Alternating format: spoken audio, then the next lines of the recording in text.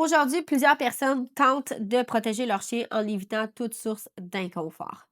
Puis que ce soit une correction dans la laisse, une attente, une frustration ou même barricader ses fenêtres, fermer les rideaux pour éviter toute situation qui pourrait virer au cauchemar. Puis honnêtement, je comprends pourquoi, parce qu'on n'aime pas voir notre chien dans cet état-là. Mais aussi parce qu'il y a des gens qui utilisent l'inconfort sans comprendre. Donc avec un manque de patience, sans lecture émotionnelle du chien, puis effectivement, ça peut devenir de la maltraitance. L'attente, ça crée de l'inconfort. La faim, ça crée de l'inconfort. La frustration, ça crée de l'inconfort. L'adaptation à un nouvel environnement, ça crée de l'inconfort et même les imprévus. On a tous déjà quelqu'un qui a flatté son chien, notre chien, lorsqu'on avait le dos tourné, on l'avait pas vu venir ou une rencontre chez le vétérinaire qui n'était pas prévue. Les imprévus, ça fait partie du quotidien, ça fait partie de la vie. Donc, le problème, c'est pas vraiment l'inconfort parce qu'on doit tous vivre avec un certain inconfort. Le vrai problème, c'est qu'est-ce que le chien fait avec cette émotion-là? Est-ce qu'il comprend comment retrouver son équilibre ou est-ce qu'il est plutôt en train de se désorganiser émotionnellement et donc de devenir réactif? Quand un chien vit un inconfort qui est clair, qui est cohérent puis qui est prévisible, son cerveau commence à développer ce qu'on appelle des mécanismes d'adaptation. Autrement dit, le chien apprend, je suis capable de traverser cette émotion-là, je peux retrouver mon équilibre, puis je peux gérer cette situation-là. Évidemment, c'est beaucoup plus instinctif, hein, je vous le verbalise pour être dans l'humain, mais chez le chien, c'est des mécanismes qui vont se faire toutes seuls et qui vont être conditionnés avec le temps. Puis ça, ben, c'est directement relié au développement neuronal. Donc, le cerveau construit littéralement là, des chemins. Imaginez deux neurones côte à côte. Pour que l'information circule entre les deux, il doit avoir des petits chemins qui vont se créer. Puis ces petits chemins-là, ben au début, sont un peu friables, OK? Ils sont pas tout à fait solides. Puis au fur et à mesure qu'on répète l'exercice, ben les chemins vont devenir de plus en plus solides et de plus en plus évidents. Nous, on appelle ça les chemins qui vont se transformer en autoroute plutôt que d'être des fameux chemins de bois. Puis le cerveau, là, il veut toujours utiliser le chemin le plus facile puis le plus efficace. Mais au départ, on doit le créer, le chemin.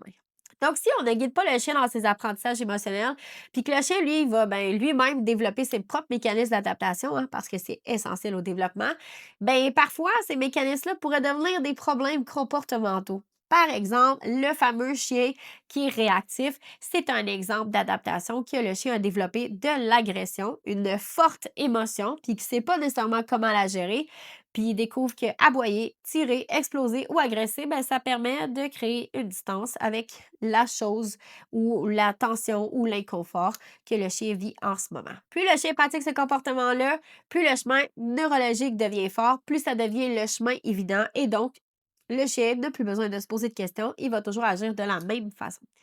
Donc, c'est exactement pour ça qu'un chien qui évite constamment l'inconfort développe souvent davantage d'anxiété, de la fuite, de l'impulsivité, de la dépendance émotionnelle, puis de la réactivité. C'est un classique, on en voit beaucoup. La majorité des chiens que je vois dans ma pratique vont avoir développé exactement ces comportements-là pour cette raison-là.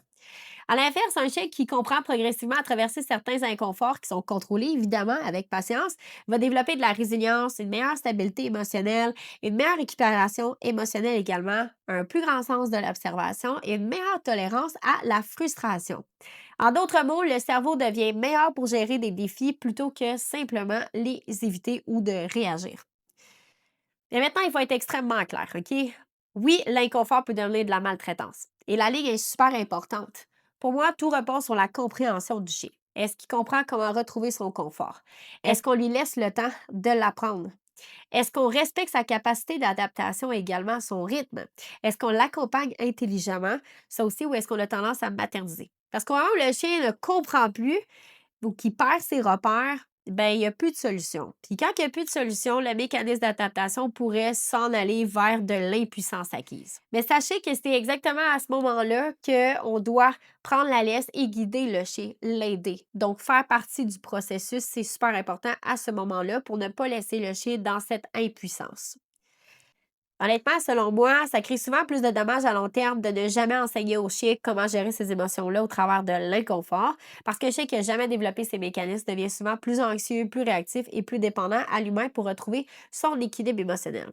Mais sachez qu'on peut le travailler. OK, même si vous avez un chien qui est plus âgé, on peut retravailler avec de la résilience. Par contre, ça ne sera pas sans défi, évidemment, parce que d'où vient le défi, vient l'adaptation. Donc, au final, là, la vraie question que je me pose souvent, c'est est-ce qu'on évite l'inconfort pour le bien-être du chien ou est-ce qu'on évite l'inconfort parce que nous, comme humain, on devient très inconfortable de voir notre chien vivre une émotion qui est difficile.